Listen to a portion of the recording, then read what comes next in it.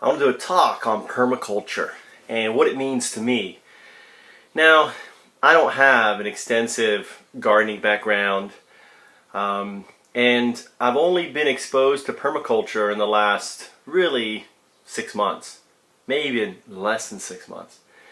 Since I've started my farm, I was looking for a method of farming, and I just wasn't really excited about organic farming, because really organic farming just means not using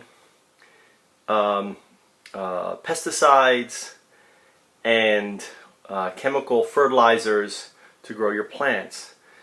And I wanted a more natural way, and basically I discovered permaculture. And permaculture basically is grounded in the whole idea of observing nature and enhancing the systems using a framework they use called zones and water management to create microclimates and other things in order to enhance, protect, staying away from monocultures and using polycultures and other plants to help each other. But the key thing with permaculture really is observation. Observation, observation, observation. And basically every environment, every situation is going to be different. And the key things are building up your soil, controlling, managing water, and really using a dichotomy of resources and techniques. I don't know if dichotomy is right, but a multi-faceted approach. They talk about forest gardens and everything else. So that basically really excited me, and I watched a lot of talks on permaculture and read some of the books. There's something called Culture, which is from Sepp. I don't know what Sepp's last name is, but he's a German, Austrian, who basically has been doing permaculture. And there's Fukuoka, which is a Japanese guy who basically has been doing permaculture.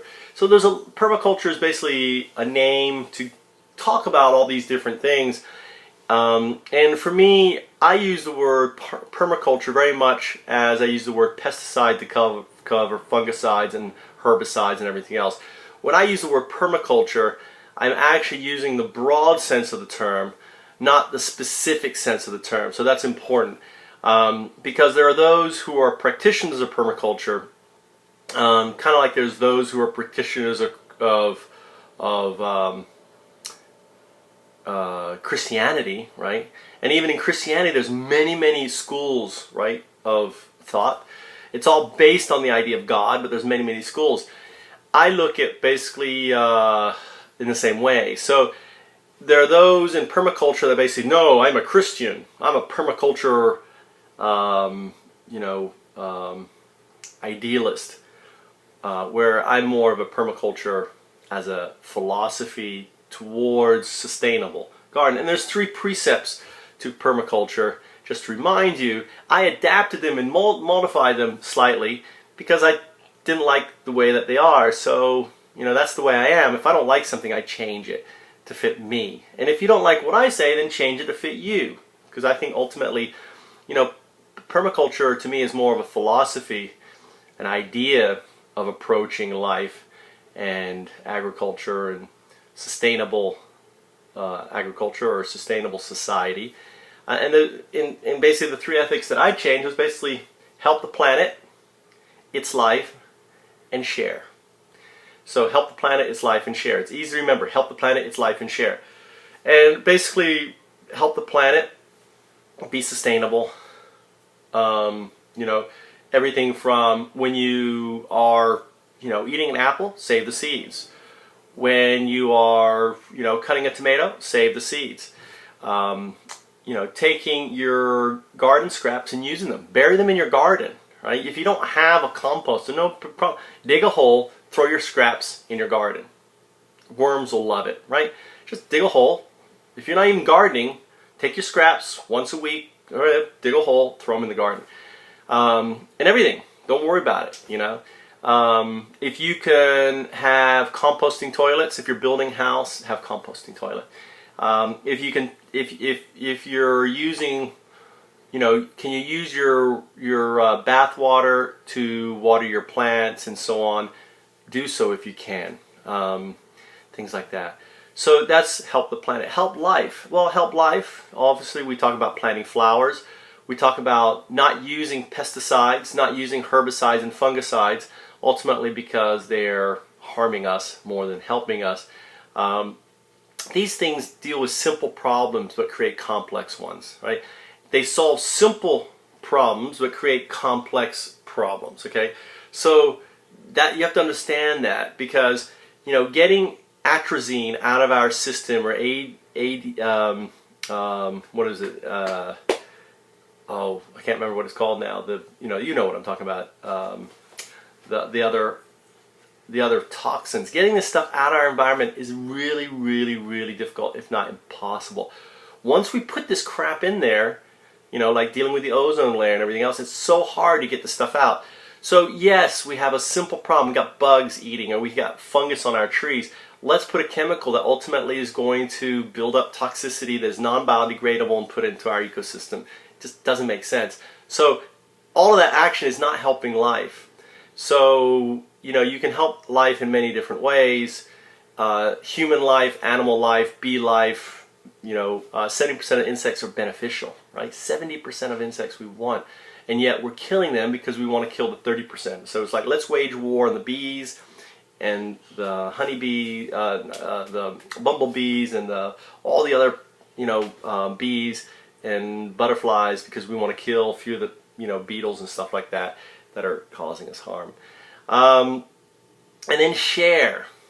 Ultimately, sharing is, obviously, if you're growing stuff, share. You know, I make yogurt, I share it with my community, with my neighbors, with my friends, with folks. I hope when they like it, they want more, and ultimately they'll be customers. So I share with the hope that some may become customers of mine in the future. But if they're not, they're not. But I want them to enjoy the best yogurt, and I make the best yogurt possible. And not only that, sharing the knowledge of permaculture. Me making this video here and you're watching it, I'm sharing you the knowledge of why I'm doing permaculture, why I pivoted really in 2012 from being focused on trying to launch internet startups to now becoming a farmer and doing that, because I believe you should too. I believe my quality of life is much better now. I'm healthier. If you've seen me in pictures, I'm near my optimum weight. You know, I weigh 80 kilos, which is the lowest. I used to weigh 95 kilos. So, and I've started things like Open Seed. Open Seed is basically a non-organizational, individual-driven initiative to share seeds. Why did I start Open Seed? Well, because I couldn't find seeds. You know, I couldn't find seeds to start my project, and I'm like, well, if I can't find seeds, then the next guy's not going to find seeds. So why don't we have, instead of entity-driven, but grassroots? There's really, you know, to me, this is a permaculture initiative. People don't realize, but a handful of companies own like 70% of all the seeds. We've lost 70% of our variety, or 60% of our seeds in the world. We've lost 70% of our variety of vegetables in the last 100 years. So it's really important for us to recapture that and introduce, and we can actually, you know, recover from that. So Open Seed is basically like stamp trading seeds. So I have seeds. If anyone wants my seeds, I've got tomatoes, I've got anything I have, you know, I will package, send you. But what I ask is, you send me seeds, I send you seeds. It's that simple. It's equal swap, fair and equal, right? So there's no money, nothing else. It's Open Seed. So, and you can check out Facebook, openseed.com, or openseed.com, OpenSeed as a group on Facebook. I don't have a domain for it. So that's what Open Seed is. The other thing that I realized as a permaculture is like, gosh, there's so many plants on my, what are they? So I launched something called What's This Plant? And the idea is you take pictures and put it up there. You know, there's literally, you know, tens of thousands of plants, probably 10,000 plants growing in your farm area or your area, and you just don't know what they are, and looking them up and everything else can be real tedious. So what's this plant? The idea is take a picture of a plant with a flower. If it has a flower, wait for the flower, take a picture, put it up there, and probably someone will identify it. So it's a group. What's this plant group? So my goal is to bring permaculture to basically many people, and I'll talk about that next.